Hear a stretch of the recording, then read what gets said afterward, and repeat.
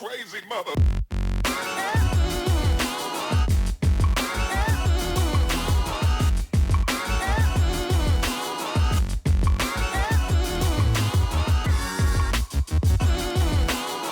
Video Game Cadet here, and welcome back to my series about building a video game collection from near nothingness. You've just clicked on episode 4, and I've got some awesome video games, pickups, and all types of stuff to showcase to you guys, so stay tuned. I'm going to cut to the chase and go ahead and start with the video game pickups. 3. Okay, so to kick off this week's video game pickups, I have an amazing find. It's really actually pretty big. I found this at a yard sale, and I'm excited to showcase to you guys because it's definitely going to help fill out my collection with a lot of unique and fun stuff. So, I got not just one, but 2 original NES consoles. These are from Nintendo back in 1985. Their first real foray into the gaming console world. You can see this one is a little yellowed. It just happens to do with the plastic that Nintendo used for some models. This one, on the other hand, is in really great condition, and there is no yellowing, so I'm really excited to pick this up. With that, I got the gray model Zapper Gun. And of course, I need 2 rectangular controllers here. And for that console, I got a few video games here for you. So I have Skate or Die. This box isn't in great condition, but it is complete. I've got the manual and all the Nintendo promotional paperwork and all that type of stuff in here with the game. I got RC Pro-Am. I love that these came in the dust covers. These aren't particularly easy to find anymore. Pro-Am was a great game. It definitely helped the genre move forward for racing. And here, one of my favorites is Metal Gear. If you guys are fans of the Metal Gear Solid, this started it all off back on the NES, and it's a really fun game to play if you don't have it. We got some other odds and ends stuff to start off with. I have the Game Boy Charger. Now this you would hook up to your Game Boy and you could walk around while charging it. It's got this little clip right here to put on your belt way before it looked like being a tool bag by doing that. So, cool little invention of the early 90s for Game Boy. And another Game Boy find is the Light Boy. So you would hook this up right here to your Game Boy, and this helps magnify the screen to make it a little bit bigger, and also has some lights to shine down on it because the original Game Boy was not backlit. So that was pretty cool, little interesting find for it. The guy also had a bunch of Super Nintendo boxes, and he didn't think they were valuable. He actually wanted to throw them away after I made the purchase. And I was like, hold up, I want to take a look at those. So, to start off with, I have Donkey Kong the box. And so the great thing about this is that he didn't have the game, but he had the box, the manual, all the Nintendo paperwork in here. Everything you needed besides the cartridge. And guess what? I had the Donkey Kong Country cartridge, so now I have Donkey Kong complete in box. I'll take a quick look at this, guys, so you can see what a Super Nintendo would come with back in the earlier mid-90s. You gotta be pretty gentle because these are kind of flimsy cardboard boxes. So let me get this open here for you. Alright. So, to start off with, we have the Nintendo Power little pamphlet, and it says, "You're not going to believe what's inside." I think this is for a free gamer's guide. Pretty much, Nintendo Power was a monthly subscription magazine, and they were trying to get you to order the magazine with that paperwork.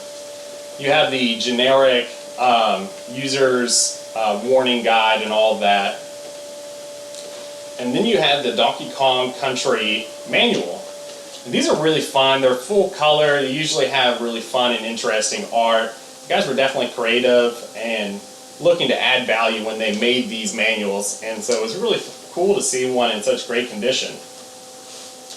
Now the game would come in this white box here, and he even had this plastic wrapping ready for the cart, so that's pretty cool. So you just open it up like so, and here's Donkey Kong Country. So this is the only thing I had to add to make this box in complete order.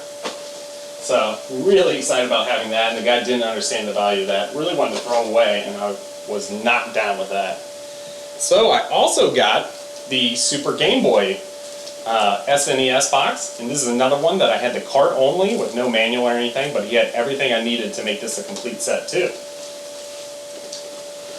Now here are 2 game boxes that I don't have the game currently, so I'll be looking heavily to fill these out in the future. So you have Battle Cars, box and everything inside,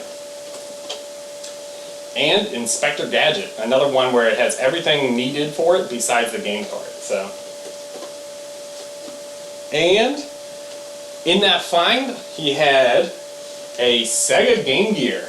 Most people are familiar with this. It's Sega's first handheld console, and it was meant to compete with the Game Boy, but it wasn't nearly as successful. I think about 1 million or 2 million were sold compared to like 100+ million for the Game Boy.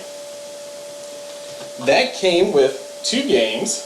We have the Majors Pro Baseball and the infamous Sonic. This is Sonic 2.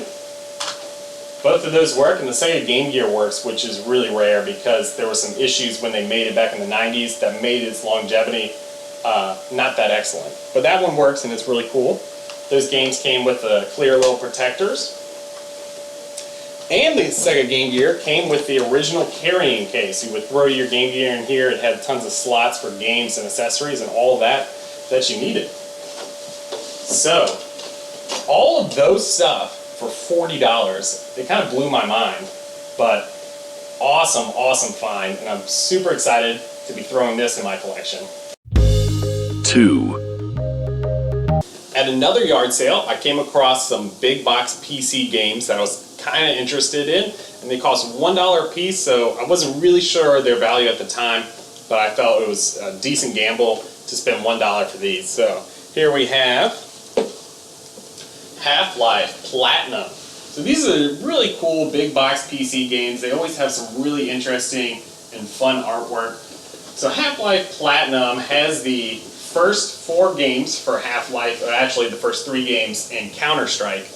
Tons of people are Counter-Strike fans, and I definitely gamed to it in the early and mid 2000s. So cool little find for $1. We have Giant Citizen Kabuto. This is another one with really cool artwork. Pretty cool game. I played this maybe, it was probably 12, maybe 15 years ago. I know it came out in the early 2000s, and I bought it when it came out then.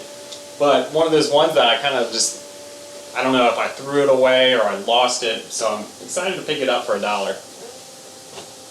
Here we have Heavy Metal Fact 2. This is one I'm definitely not familiar with, and I'm not going to lie to you, I picked it up pretty much because the artwork just looked really awesome. Who doesn't want a, gigantic hot chick with a chainsaw sword on the front cover? So this is another one from the early 2000s.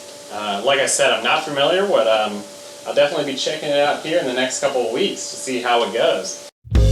1. The last games I had for the pickup video this week is WarioWare Twisted. This is for the Game Boy Advance. I hadn't played it before I bought it, but it's definitely a fun little game. So you plug this into the Game Boy, and it's filled with maybe 5 or 10 second mini games. It seems to have hundreds of them. The only problem with it is it's all to do with like twisting the Game Boy. You might like swing a bat or something like that. But it's one of those games that you can pick up and play for 5 minutes whenever you have a few spare minutes, but you can't afford to spend, hours gaming. So it's one of those like, I'll just play a mini game for a few minutes. Definitely a fun one. This one I am incredibly excited about. So this is Pokemon Soul Silver. This is totally unopened. This is a collector's box. It has a Lugia figure and also has the Pokewalker inside. And of course it has the Pokemon Soul Silver version, which is also sealed up. You should check this out on eBay and see what this is going for because it is obnoxiously high priced. And I picked up these 2 items for a total of $4. Awesome find. I mean, seriously, the Pokemon, go check it out on eBay and see how much it it costs, and come back and comment down below. There you have it, everyone. That was the highlight reel for the video game pickups I had from this last prior week. That concludes episode 4, but episode 5 will be coming out next Tuesday, so make sure to come back to the channel. And in the meantime, you can check out all my prior week videos and all my reviews and gaming related stuff. Don't forget to subscribe and comment and like on the video, guys. I want to hear what you guys have to say. What was your favorite item that I was able to pick up? Did you think I get fair prices, or was there any interesting tidbits you guys had about the stuff I picked up? Until next time, guys, Video Game Cadet reporting out.